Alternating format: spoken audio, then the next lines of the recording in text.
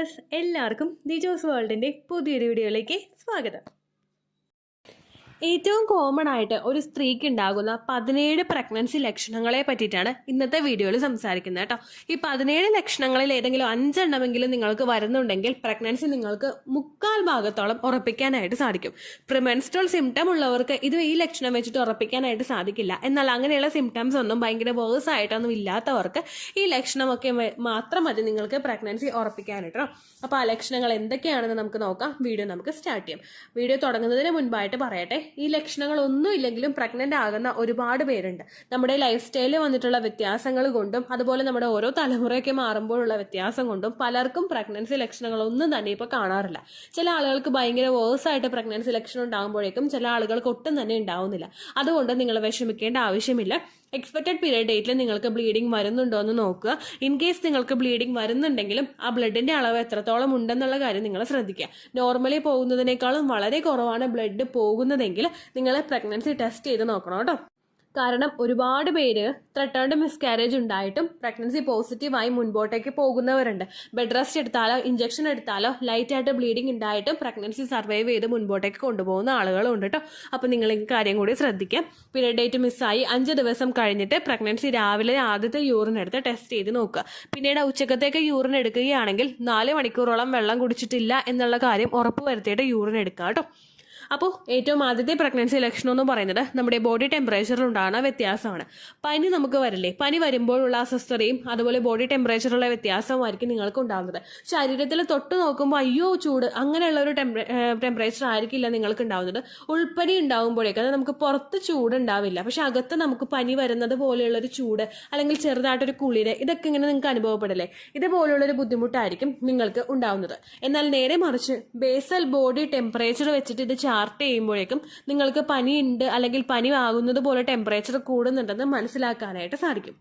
Basal body temperature എന്ന് പറയുന്നത് നമ്മൾ കിടന്നിട്ട് വേറെ ഏത് ആക്ടിവിറ്റി ചെയ്യുന്നതിന് മുൻപും ജസ്റ്റ് ഒന്ന് എഴുന്നേറ്റിരിക്കുന്നതിന് മുൻപും ആയിട്ട് നിങ്ങൾ എടുക്കുന്ന ടെമ്പറേച്ചറാണ് ബേസൽ ബോഡി ടെമ്പറേച്ചർ. ഇത് വെച്ചിട്ട് നിങ്ങൾ ചാർട്ട് ചെയ്ത് കഴിയുമ്പോൾ ഇംപ്ലാന്റേഷൻ ആയെങ്കിൽ അത് അറിയാനായിട്ട് സാധിക്കും.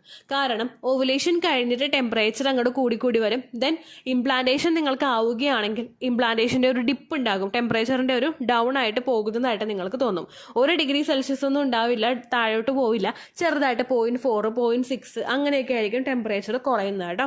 ഇത് പ്രഗ്നൻസി ആയതിൻ്റെ ഒരു സൂചനയാണ്.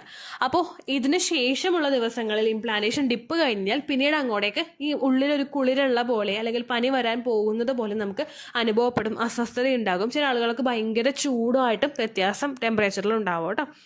രണ്ടാമത്തേതെന്ന് പറയുന്നത് ബ്രസ്റ്റിൽ ചേഞ്ചസ് ഉണ്ടാവുകയാണ്. ബ്രസ്റ്റിൽ എന്ന് പറയുന്നത് ഒരുപാട് ചേഞ്ചസ് കാണാനായിട്ട് സാധിക്കും.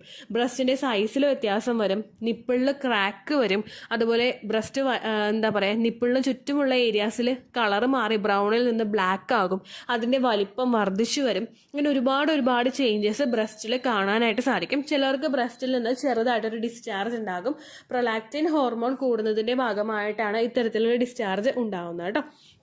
മൂന്നാമതായിട്ടുണ്ടാകുന്ന പ്രഗ്നൻസി ലക്ഷണമാണ് ഫെയിൻറ്റിങ്. നമുക്ക് തല കറങ്ങി വീഴാൻ പോകുന്നത് പോലുള്ളൊരു ബുദ്ധിമുട്ട്. ചിലർ തല കറങ്ങി വീഴും, അങ്ങനെയുള്ള അസ്വസ്ഥത. നമുക്ക് പ്രഷറിൽ വ്യത്യാസം വരും പ്രഗ്നൻ്റ് ആകുമ്പോൾ. അതുപോലെ ഹോർമോൺസിൻ്റെ ഇൻക്രീസ് കൊണ്ടും പ്രൊജസ്ട്രോണിൻ്റെ ഇൻക്രീസ് കൊണ്ടൊക്കെയാണ് നിങ്ങൾക്ക് ഇത്തരത്തിൽ ബുദ്ധിമുട്ടുണ്ടാകുന്നത്. തല ഒന്ന് കറങ്ങുന്നു എന്ന് തോന്നിക്കഴിഞ്ഞാൽ അപ്പം തന്നെ നിലത്ത് എവിടെയെങ്കിലും ഇരിക്കുക കേട്ടോ. കസേരയിൽ ഇരിക്കരുത്, നിലത്ത് അല്ലെങ്കിൽ കട്ടിലിൽ ഉള്ളിലോട്ട് കയറിയിട്ട് നിങ്ങൾ ഇരിക്കാനായിട്ട് ശ്രദ്ധിക്കുക. തല കറങ്ങുന്നു എന്ന് വിചാരിച്ചിട്ട് നിങ്ങൾ പണി കണ്ടിന്യൂ ചെയ്യരുത് കേട്ടോ. ബോഡിക്ക് റെസ്റ്റ് വേണമെന്ന് തോന്നിക്കഴിഞ്ഞാൽ റെസ്റ്റ് നിങ്ങൾ മസ്റ്റായിട്ട് കൊടുക്കുക. അടുത്തതാണ് ഇംപ്ലാന്റേഷൻ ബ്ലീഡിങ്. ഇംപ്ലാന്റേഷൻ ക്രാംസും ഇംപ്ലാന്റേഷൻ ബ്ലീഡിങ്ങും എല്ലാവർക്കും ഉണ്ടാവണമെന്ന് ഒരു നിർബന്ധമില്ല. ഇംപ്ലാന്റേഷൻ നടക്കുന്ന സമയത്ത് എൻഡോമെട്രിയൽ ടിഷ്യൂസ് ചെറുതായിട്ടൊന്ന് റിമൂവ് ആയിട്ട് ആ എംബ്രിയോ അവിടെ ഇംപ്ലാന്റ് ആകുമ്പോഴാണ് നിങ്ങൾക്ക് ഇത്തരത്തിൽ വേദനയും അതുപോലെ ബ്ലീഡിങ്ങും ഉണ്ടാവുന്നത്. ചുരുക്കം ചില ആളുകൾക്ക് മാത്രമേ ഇംപ്ലാന്റേഷൻ ക്രാംസും ഇംപ്ലാന്റേഷൻ ബ്ലീഡിങ്ങും ഉണ്ടാവുകയുള്ളൂ. ഇതുണ്ടാകുന്ന സമയം എന്ന് പറയുന്നത് ഓവുലേഷൻ കഴിഞ്ഞിട്ട് 6 to 12 ഡേയ്സിനകത്താണ്. അതിനുശേഷം നിങ്ങൾക്ക് അനുഭവപ്പെടുന്നതെല്ലാം പ്രഗ്നൻസി ആയതിൻ്റെ ക്രാംസും ചെറുതായിട്ടുള്ള പ്രഗ്നൻസിയുടെ ബ്ലീഡിങ്ങും ഒക്കെ ആയിരിക്കും കേട്ടോ. അപ്പോൾ ഇതും നിങ്ങൾക്ക് ഉണ്ടാകുന്ന ഒരു ലക്ഷണമാണ്. അഞ്ചാമത്തെ കാറ്റഗറിയിൽ വരുന്നതാണ് നമുക്ക് ഭയങ്കര ക്ഷീണം, അതായത് ഒന്നും ചെയ്യാനായിട്ട് തോന്നില്ല, മനസ്സും അടുത്ത് നമ്മൾ എവിടെയെങ്കിലും കിടക്കുന്ന ഒരു സിറ്റുവേഷൻ ഉണ്ടാവില്ലേ, അങ്ങനെ ഒരു അവസ്ഥ. ചിലപ്പോൾ നമ്മൾ ഭയങ്കര ആക്റ്റീവായിട്ട് ജോലി ചെയ്തുകൊണ്ടിരുന്നവരായിരിക്കും, പക്ഷെ നമുക്ക് ഒന്നും ചെയ്യാനായിട്ട് തോന്നുന്നില്ല, എവിടെയെങ്കിലും മൂടി പുറച്ചൊന്ന് കിടന്നാൽ മതി, അങ്ങനെയുള്ള ഒരു ടെൻഡൻസി ആയിരിക്കും ഉണ്ടാവുന്നത്. പ്രൊജസ്ട്രോണിന്റെ സപ്ലിമെന്റ്സ് എടുക്കുന്നവർക്ക് ഈ ഒരു ലക്ഷണം ഉണ്ടാവുന്നത് നോർമലാണ്. പ്രൊജസ്ട്രോണിന്റെ മെഡിസിൻ എടുക്കുന്നവർക്ക് പ്രൊജസ്ട്രോൺ ഹോർമോൺ കൂടുമ്പോഴേക്കും ഇങ്ങനെ ഉണ്ടാകും. അതുപോലെ തന്നെ പ്രഗ്നൻസി ആകുമ്പോഴേക്കും പ്രൊജസ്ട്രോൺ ഹോർമോൺ കൂടും. അതുകൊണ്ട് നിങ്ങൾക്ക് ഈ ഒരു ലക്ഷണം ഉണ്ടാവും കേട്ടോ. ആറാമത്തെ ലക്ഷണം എന്ന് പറയുന്നത് വോമിറ്റ് ചെയ്യുക അല്ലെങ്കിൽ വോമിറ്റിങ്ങിന്റെ ടെൻഡൻസി ഉണ്ടാവുക. നമ്മുടെ HCG ഹോർമോൺ ആണ് ഇതിന് കാരണം. HCG ഒറ്റയടിക്ക് കൂടുമ്പോഴേക്കും അതിന്റെ ഭാഗമായിട്ട് നമുക്ക് വോമിറ്റ് ചെയ്യുക. ചിലർ വോമിറ്റിംഗ് ടെൻഡൻസി ആയിരിക്കും, എങ്ങനെയെങ്കിലും ഒന്ന് ഛർദ്ദിച്ചാൽ മതി എന്നുള്ളൊരു വിചാരമായിരിക്കും. ചിലർ ബ്രഷ് ചെയ്യുന്ന സമയത്ത് തന്നെ വോമിറ്റ് ചെയ്യും, കാരണം നമ്മുടെ വയറിൽ ഗ്യാസ് വന്ന് തിങ്ങുന്നത് കൊണ്ട് ഒരു ഒബ്ജക്റ്റ് വായിലോട്ട് അങ്ങോട്ട് കടക്കുമ്പോഴേക്കും നമുക്ക് പെട്ടെന്ന് ഇറിറ്റേഷൻ ഉണ്ടായിട്ട് നമ്മൾ വോമിറ്റ് ചെയ്യുകയാണ് ചെയ്യാറ് കേട്ടോ. അടുത്തൊരു ലക്ഷണം എന്ന് പറയുന്നത് ബ്ലോട്ടിംഗ് ആണ്. അതായത് വയറ് നമുക്ക് ദഹിക്കാതെ ഭക്ഷണം കെട്ടിക്കിടക്കുന്നത് പോലെ നമുക്ക് അനുഭവപ്പെടുക. വയറ് ഭയങ്കരമായിട്ട് തിങ്ങിയിരിക്കുക, ഒരു ഭക്ഷണവും കഴിക്കാനായിട്ട് നമുക്ക് തോന്നില്ല. വയറ് നമ്മളൊന്ന് പ്രസ് ചെയ്ത് നോക്കിക്കഴിഞ്ഞാൽ ഉള്ളിൽ ഭയങ്കര കല്ലപ്പ അസ്വസ്ഥതയൊക്കെ ആയിരിക്കും. ആ ഒരു ലക്ഷണവും നിങ്ങൾക്ക് ഉണ്ടാവും കേട്ടോ. എട്ടാമത്തേതാണ് ഗ്യാസ് ട്രബിൾ. അതായത് നമ്മൾ കഴിക്കുന്ന ഭക്ഷണം ഡൈജഷൻ പ്രോപ്പറായിട്ട് നടക്കാത്തത് കൊണ്ട് ഗ്യാസ് ഫോം ചെയ്യാനായിട്ട് തുടങ്ങും. ഈ ഗ്യാസ് നമുക്ക് വന്നു കഴിഞ്ഞാൽ ഭയങ്കര അസ്വസ്ഥതയായിരിക്കും, നമുക്കിങ്ങനെ ഏമ്പക്കം വിട്ടുകൊണ്ടേയിരിക്കും. ചിലർ മേളിൽ കൂടി ആയിരിക്കും, ചിലർ താഴെ കൂടി ആയിരിക്കും. നമ്മൾ ഓക്വേർഡ് ആയിട്ടുള്ള ഒരു ഫീലിംഗ് ആയിരിക്കും അത്. പക്ഷെ നമുക്ക് പ്രഗ്നൻസി സമയത്ത് പലർക്കും ഉണ്ടാകുന്ന ഒരു അസ്വസ്ഥതയാണ് ഡൈജഷൻ പ്രോബ്ലം. അങ്ങനെ വരുന്നവർ മീൽസ് സെപ്പറേറ്റ് ചെയ്ത് കഴിക്കാനായിട്ട് ശ്രദ്ധിക്കുക. അതായത് 3 നേരം തന്നെ കഴിക്കണം എന്ന് വാശി പിടിക്കാതെ അതൊരു 6 ടൈം ആക്കിയിട്ട് നിങ്ങൾ ഉപയോഗിക്കാനായിട്ട് ശ്രദ്ധിക്കുക. അപ്പം നിങ്ങൾക്ക് ദഹിക്കാനായിട്ടുള്ള ഒരു സമയം ഉണ്ടാവും കേട്ടോ. 9ാമത്തെ ലക്ഷണം കോൺസ്റ്റിപ്പേഷനും അതുപോലെ തന്നെ ഡയറിയയുമാണ്. കോൺസ്റ്റിപ്പേഷൻ എന്ന് പറയുന്നത് വയറ്റിൽ നിന്ന് പോകാനായിട്ട് ഭയങ്കര ബുദ്ധിമുട്ട്, കട്ടിയായിട്ട് ബ്ലാക്ക് കളറിൽ സ്റ്റൂൾ ഇങ്ങനെ പോയിക്കൊണ്ടിരിക്കുക. ചില ആളുകൾക്ക് ഡയറിയ, അതായത് ലൂസ് മോഷൻ ആയിരിക്കും ഉണ്ടാവുന്നത്, പിടിവിട്ട് പോയിക്കൊണ്ടിരിക്കുക എന്ന് പറയില്ലേ. ചിലർക്ക് വയറിന് ഭയങ്കര പോകുമ്പോൾ ഭയങ്കര അസ്വസ്ഥതയായിരിക്കും, വയറ് നീര് വീണ് കിടക്കുന്നത് പോലെയുള്ള അങ്ങനത്തെ രീതിക്കായിരിക്കും മോഷൻ പോകുന്നത് കേട്ടോ. ഇതൊക്കെ സംഭവിക്കുന്നത് ആ ഹോർമോൺസിന്റെ ഹൈക്ക് കൊണ്ടാണ്, നിങ്ങൾ പേടിക്കേണ്ട ആവശ്യമില്ല കേട്ടോ. 10ാമത്തെ ലക്ഷണം എന്ന് പറയുന്നത് ഹെഡേക്ക് ആണ്. തുടർച്ചയായിട്ട് പ്രഗ്നൻസി ആകുന്ന പലർക്കും തലവേദന അനുഭവപ്പെടാം. തലയിലോട്ടും അതുപോലെ എല്ലാ ഭാഗങ്ങളിലോട്ടും ബ്ലഡ് സർക്കുലേഷൻ കൂടുമ്പോഴേക്കും നോർമലായിട്ട് പോയതിനെ അപേക്ഷിച്ച് ബ്ലഡ് സർക്കുലേഷന്റെ ആ ഒരു പ്രഷർ കൂടുന്നതിനനുസരിച്ചിട്ട് നമ്മുടെ ആ ഭാഗത്തുള്ള ആ രക്തക്കുഴലുകളൊക്കെ വികസിക്കാനായിട്ട് തുടങ്ങും. അതിന്റെ ഭാഗമായിട്ട് നിങ്ങൾക്ക് തലവേദന അനുഭവപ്പെടാം. ചില ആളുകൾക്ക് മൈഗ്രെയിൻ ഉള്ളവർക്ക് ഈ സിറ്റുവേഷൻ പ്രഗ്നൻസി സമയത്ത് കുറച്ച് വേഴ്സ് ആവാനായിട്ട് ചാൻസ് ഉണ്ട് കേട്ടോ. അപ്പോൾ നിങ്ങൾ ആ സമയത്തൊക്കെ റെസ്റ്റ് എടുക്കാനായിട്ട് ശ്രദ്ധിക്കുക. ഐസ് ക്യൂബ്സ് തലയിൽ വെച്ചിട്ട് പയ്യെ ഒന്ന് മസാജ് ചെയ്ത് കൊടുക്കുക. ഇലക്ട്രോണിക് ഡിവൈസസിന്റെ ഒക്കെ ഉപയോഗം നിങ്ങൾ കുറയ്ക്കുക. അങ്ങനെ നിങ്ങൾക്ക് ഹെഡേക്ക് കൺട്രോൾ ചെയ്യാനായിട്ട് സാധിക്കും കേട്ടോ. പിന്നെ നിങ്ങൾ പ്രത്യേകം ശ്രദ്ധിക്കണം, ഹെഡേക്ക് വന്നു കഴിഞ്ഞാൽ ഒരിക്കലും പെയിൻ കില്ലേഴ്സ് യൂസ് ചെയ്യാനായിട്ട് പാടില്ല. പ്രഗ്നൻസിയുടെ സ്റ്റാർട്ടിംഗ് സ്റ്റേജിൽ നമ്മുടെ ആ ഹോർമോൺസിന്റെ പ്രവർത്തനവും കുഞ്ഞിന്റെ ഡെവലപ്മെന്റും ഒക്കെ നല്ലതുപോലെ നടക്കേണ്ട സമയം. ആ സമയത്ത് നിങ്ങൾ പെയിൻ കില്ലേഴ്സ് ഉപയോഗിച്ചു കഴിഞ്ഞാൽ ശരീരത്തിലെ റീപ്രൊഡക്റ്റീവ് ഹോർമോൺസിന്റെയും ബ്രെയിനിന്റെയും ആ ഒരു ബന്ധം ഡിസ്കണക്ട് ആയി പോകും. അങ്ങനെ വന്നു കഴിഞ്ഞാൽ എംബ്രിയോ ഫോർമേഷൻ കൃത്യമായിട്ട് അവിടെ നടക്കില്ല കേട്ടോ. 11ാമത്തെ ലക്ഷണമാണ് നമ്മുടെ സ്കിന്നിൽ ഉണ്ടാകുന്ന ഡ്രൈനെസ്. ഒരുപാട് ശരീരഭാഗങ്ങളിൽ നിങ്ങൾക്ക് ഡ്രൈനെസ് ഫീൽ ചെയ്യും. നിങ്ങളുടെ വജൈന ഡ്രൈ ആകും, നിങ്ങളുടെ ലിപ്സ് ഡ്രൈ ആകും, നിങ്ങളുടെ കവിള് ഡ്രൈ ആകും, വയറിന്റെ ഭാഗം ഡ്രൈ ആകും, അതുപോലെ നിങ്ങളുടെ ബ്രസ്റ്റ് ഡ്രൈ ആകും. ഈ ഡ്രൈനെസ് ഒക്കെ കൂടുതലായിട്ട് വരുന്നുണ്ടെങ്കിൽ അത് പ്രഗ്നൻസിയുടേതാകാനായിട്ട് ചാൻസ് ഉണ്ട് കേട്ടോ. 12ാമത്തെ ലക്ഷണമാണ് ബാക്ക് പെയിൻ. ഇംപ്ലാന്റേഷൻ നടക്കുന്ന സമയത്ത് വയറുവേദന ഉണ്ടാകുന്നത് പോലെ തന്നെ ചേഞ്ചസ് ഉണ്ടാകുന്ന ശരീരഭാഗമാണ് നമ്മുടെ ലോവർ ബാക്കിന്റെ പോർഷൻ. ലോവർ ബാക്കിന്റെ പോർഷനും ആ മിഡിലുള്ള പോർഷൻ 2 സൈഡും അതുപോലെ ഏറ്റവും മേളിലുമായിട്ടും പലർക്കും വേദന അനുഭവപ്പെടാറുണ്ട്. ഇംപ്ലാന്റേഷൻ നടക്കുന്നത് കൊണ്ടും ശരീരത്തിൽ റിലാക്സിൻ ഹോർമോൺസിന്റെ പ്രവർത്തനം നടക്കുന്നത് കൊണ്ടും, അതായത് സ്ട്രെച്ച് ചെയ്യാനായിട്ടൊരു സപ്പോർട്ട് ശരീരം കൊടുക്കുന്നുണ്ട്, അതുകൊണ്ടൊക്കെ കൂടിയാണ് ബാക്ക് പെയിൻ അനുഭവപ്പെടുന്നത് കേട്ടോ. ഇങ്ങനെയുള്ള സമയത്ത് കുറച്ചൊന്ന് റിലാക്സ് ചെയ്യാനായിട്ട് ശ്രദ്ധിക്കുക, നീണ്ടു നേർന്ന് കിടക്കാനായിട്ടൊക്കെ ശ്രദ്ധിക്കുക. പ്രഗ്നൻസിയുടെ ആ ഒരു വയറ് വലുതാകുന്നതിനനുസരിച്ചിട്ട് ബാക്ക് പെയിൻ കൂടാനായിട്ട് ചാൻസ് ഉണ്ട്. അങ്ങനെ വരുമ്പോഴേക്കും നിങ്ങൾ ഡോക്ടറോട് പറഞ്ഞിട്ട് സപ്ലിമെന്റ്സ് എടുക്കാനായിട്ട് ശ്രദ്ധിക്കുക കേട്ടോ. പെയിൻ കില്ലേഴ്സ് അപ്പോഴും യൂസ് ചെയ്യരുത്. 13ാമത്തെ ലക്ഷണമാണ് നമുക്ക് ഇച്ചിങ് അനുഭവപ്പെടുക, ചൊറിച്ചിൽ അനുഭവപ്പെടുക. ഓൾ ഓവർ ദ ബോഡി നിങ്ങൾക്ക് ചൊറിച്ചിലുണ്ടാകും. നിങ്ങൾക്ക് വയറിന്റെ ഭാഗത്ത് ചിലപ്പോൾ കൂടുതലായിരിക്കും, അല്ലെങ്കിൽ കാലിന്റെ തൊടയുടെ ഭാഗത്ത് ചൊറിച്ചിലുണ്ടാകും, അല്ലെങ്കിൽ നിപ്പിളിന്റെ ഭാഗത്ത് ചൊറിച്ചിലുണ്ടാകും. ഇതൊക്കെ സ്കിന്ന് വളരുന്നത് കൊണ്ട് നിങ്ങൾക്ക് അനുഭവപ്പെടുന്ന ബുദ്ധിമുട്ടാണ്. ചിലർക്ക് വജൈനയുടെ ഭാഗത്തായിരിക്കും ചൊറിച്ചിൽ അനുഭവപ്പെടുന്നത് കേട്ടോ. ഓവറായിട്ട് സോപ്പൊന്നും ഉപയോഗിച്ച് ക്ലീൻ ചെയ്യാതെ ഇന്റിമേറ്റ് ഹൈജീൻ നിങ്ങൾ കീപ്പ് ചെയ്യാനായിട്ട് ശ്രദ്ധിക്കുക. ഇന്റിമേറ്റ് ഹൈജീൻ പ്രോഡക്ട്സും നിങ്ങൾ ഉപയോഗിക്കുക കേട്ടോ. അടുത്തതാണ് ലെഗ് പെയിൻ. നമുക്ക് കാലിൽ വേദന ഉണ്ടാവുക. കാലിൽ നിങ്ങൾക്ക് വേദന ഉണ്ടാവുന്നത് ഒന്നുകിൽ നിങ്ങളുടെ മുട്ടുകാലിനും കാൽപാദത്തിനും ഇടയിലുള്ള പോർഷനിൽ നിങ്ങൾക്ക് വേദന ഉണ്ടാകും, അതല്ലെങ്കിൽ ഉപ്പൂറ്റിയുടെ ഭാഗത്ത് നിങ്ങൾക്ക് വേദന ഉണ്ടാകാം. പ്ലാന്റാർ ഫേഷ്യേറ്റീസ് അല്ലെങ്കിൽ ഉപ്പൂറ്റി വേദന അതികഠിനമായിട്ട് ഉണ്ടാകുക എന്നുള്ള കാര്യം പ്രഗ്നൻസി സമയത്ത് പലർക്കും ഉണ്ടാകുന്ന ഒരു ബുദ്ധിമുട്ടാണ്. നമ്മളുടെ ബ്ലഡ് സർക്കുലേഷൻ വർദ്ധിക്കുന്നതും ചിലപ്പോൾ ന്യൂട്രീഷണൽ ഡെഫിഷ്യൻസീസ് ഉണ്ടാവുന്നതും കാലുവേദന അനുഭവപ്പെടാനായിട്ടുള്ള മെയിൻ റീസൺ ആണ്. അങ്ങനെയുള്ള സമയത്ത് രാത്രി കാലിൽ സോക്സ് ധരിച്ചിട്ട് കിടക്കുക. അതുപോലെ വീട്ടിൽ നിൽക്കുമ്പോഴാണെങ്കിലും വീടിനകത്ത് ചെരുപ്പ് ഉപയോഗിച്ചിട്ട് നമുക്ക് ഉപ്പൂറ്റി ഭാഗത്തൊക്കെ കൂടുതൽ സപ്പോർട്ട് തരുന്ന ചെരുപ്പ് ഉപയോഗിച്ചിട്ട് നിൽക്കുന്നത് നല്ലതായിരിക്കും. ഒരുപാട് കാലുവേദന ഉണ്ടെങ്കിൽ നിങ്ങൾ മസ്റ്റ് ആയിട്ട് ഡോക്ടറോട് പറയണം കേട്ടോ. അടുത്തതായിട്ട് നമുക്ക് വിവിഡ് ഡ്രീംസ് ഉണ്ടാവുക. വിവിഡ് ഡ്രീംസ് എന്ന് പറയുന്നത് പേടിപ്പെടുത്തുന്ന സ്വപ്നങ്ങൾ. നമ്മൾ ആരെങ്കിലും ചേസ് ചെയ്യാൻ വരുന്നത് പോലെ തോന്നുക, അല്ലെങ്കിൽ ആരെങ്കിലും മരിച്ചു പോയതായിട്ട് നമ്മൾ സ്വപ്നം കാണുക. അങ്ങനെ നമ്മളെ പേടിപ്പെടുത്തുന്ന കുറച്ച് വിചിത്രമായിട്ടുള്ള സ്വപ്നങ്ങൾ തുടർച്ചയായിട്ട് കാണുന്നത് പലർക്കും പ്രഗ്നൻസി ഉണ്ടാവുന്നതിന്റെ ഒരു സൂചനയായിരിക്കും കേട്ടോ. അടുത്ത ലക്ഷണം എന്ന് പറയുന്നത് പീരിയഡ് ലൈക്ക് പെയിൻ ആണ്. ഒരുപാട് പേരെ പേടിപ്പിക്കുന്ന ഒരു പ്രഗ്നൻസി ലക്ഷണമാണ് കേട്ടോ ഇത്.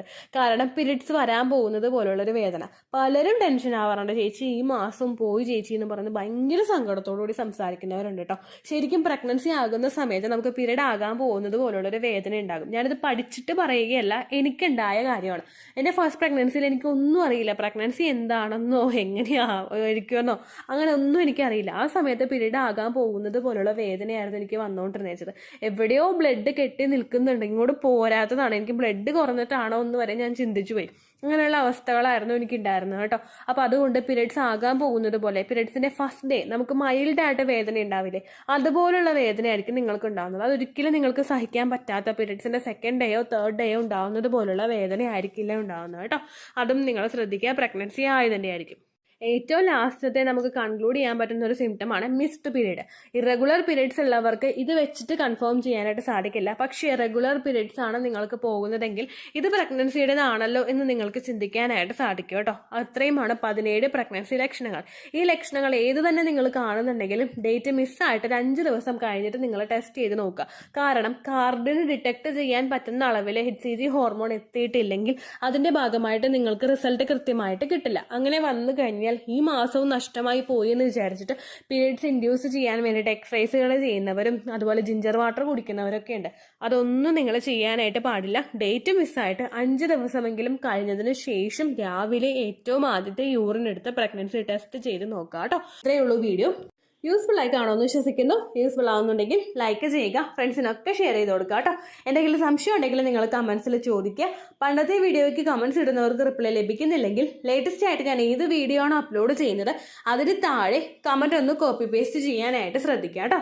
അതുപോലെ ഓവുലേഷൻ ഡേറ്റ് കാൽക്കുലേറ്റ് ചെയ്ത് തരാനായിട്ട് റിക്വസ്റ്റ് ചെയ്യുന്ന ആളുകൾ എത്രയാണോ സൈക്കിൾ ലെങ്ത് അത് മെൻഷൻ ചെയ്യാനായിട്ട് ശ്രദ്ധിക്കുക. സൈക്കിൾ ലെങ്ത് എന്നതുകൊണ്ട് ഉദ്ദേശിച്ചത് ഓരോ മാസവും എത്ര ദിവസം കൂടുമ്പോഴാണോ ബ്ലീഡിങ് വരുന്നത് അതാണ് സൈക്കിൾ ലെങ്ത്. കഴിഞ്ഞ മാസം ഒരു 8-ാം തീയതിയാണ് ബ്ലീഡിങ് ആയതെങ്കിൽ ഈ മാസം 6-ാം തീയതിയാണ് ബ്ലീഡിങ് ആയതെങ്കിൽ കഴിഞ്ഞ മാസം 8-ാം തീയതി മുതൽ ഈ മാസം 6-ാം തീയതി വരെ എത്ര ദിവസമുണ്ടോ അത് കാലണ്ടറിൽ എണ്ണി തിട്ടപ്പെടുന്നതാണ് നിങ്ങളുടെ സൈക്കിൾ ലെങ്ത്. സൈക്കിൾ ലെങ്ത് നമ്മൾ കൃത്യമായിട്ട് കാൽക്കുലേറ്റ് ചെയ്യുകയാണെങ്കിൽ ഓവുലേഷൻ ഡേറ്റ് എളുപ്പത്തിൽ കണ്ടുപിടിക്കാൻ വേണ്ടിയിട്ട് ഒരുപാട് ആപ്ലിക്കേഷൻസും ഒരുപാട് ഓൺലൈൻ ആയിട്ടുള്ള വെബ്സൈറ്റുകളും ഇന്ന് നമുക്ക് അവൈലബിൾ ആണ്. പ്ലേ സ്റ്റോറിൽ പോയിട്ട് ഓൺലൈൻ ഓവുലേഷൻ ട്രാക്കർ എന്ന് ടൈപ്പ് ചെയ്ത് കഴിഞ്ഞാൽ നിങ്ങൾക്ക് അതുമായിട്ട് ബന്ധപ്പെട്ടിട്ടുള്ള ആപ്ലിക്കേഷൻസ് കിട്ടും. അത് പറ്റുന്നില്ല എങ്കിൽ ഗൂഗിളിൽ പോയിട്ട് ഓൺലൈൻ ഓവുലേഷൻ കാൽക്കുലേറ്റർ എന്ന് ടൈപ്പ് ചെയ്ത് കഴിഞ്ഞാൽ അതുമായിട്ട് ബന്ധപ്പെട്ടിട്ടുള്ള വെബ്സൈറ്റുകൾ നിങ്ങൾക്ക് കിട്ടും. അതിൽ നിങ്ങളുടെ ലാസ്റ്റ് മന്തിലെ മെൻസ്ട്രേഷൻ്റെ ഡേറ്റും ഒപ്പം ഞാൻ ഈ പറഞ്ഞ രീതിക്ക് നിങ്ങൾ കാൽക്കുലേറ്റ് ചെയ്യുന്ന സൈക്കിൾ ലെങ്ത്തും എൻ്റർ ചെയ്ത് കൊടുക്കുകയാണെങ്കിൽ നിങ്ങൾക്ക് കൃത്യമായിട്ട് ഓവുലേഷൻ ഡേറ്റ് കണ്ടുപിടിക്കാനായിട്ട് സാധിക്കും. ഫെർട്ടൈൽ ടൈം പീരീഡും നിങ്ങൾക്ക് കിട്ടും. അതായത് എത്ര ദിവസം മുതൽ കോൺടാക്ട് ചെയ്ത് തുടങ്ങിക്കഴിഞ്ഞാൽ നിങ്ങൾ പ്രഗ്നൻ്റ് ആകും എന്നുള്ളൊരു ഡേറ്റും നിങ്ങൾക്ക് പ്രോപ്പറായിട്ട് കിട്ടും കേട്ടോ. ഇത് കാൽക്കുലേറ്റ് ചെയ്യുന്ന സമയത്ത് സൈക്കിൾ ലെങ്ത് കാൽക്കുലേറ്റ് ചെയ്യുന്ന സമയത്ത് നിങ്ങളുടെ ആ ഒരു കലണ്ടറിൽ നോക്കി തന്നെ നിങ്ങൾ കാൽക്കുലേറ്റ് ചെയ്യുക. പല മാസങ്ങളിലും 30-31 ദിവസമുണ്ട്, അതുകൊണ്ടാണ് അങ്ങനെ പറഞ്ഞത്. ഒപ്പം നിങ്ങൾക്ക് ബ്ലീഡിങ് തുടങ്ങിയ ദിവസത്തിന് വേണം നിങ്ങൾ ഡേ 1 ആയിട്ട് എടുക്കാൻ വേണ്ടിയിട്ട്. സ്പോട്ടിങ് തുടങ്ങിയ ദിവസത്തിനെ, അതായത് ചെറുതായിട്ട് ഡിസ്ചാർജ് പോയി തുടങ്ങിയ ദിവസത്തിനെ നിങ്ങൾ കൺസിഡർ ചെയ്യേണ്ട ആവശ്യം ഇല്ല കേട്ടോ. അപ്പോൾ ഇത്രയേ ഉള്ളൂ വീഡിയോ. അടുത്തൊരു വീഡിയോ ആയിട്ട് നമുക്ക് വീണ്ടും കാണാം. ബൈ.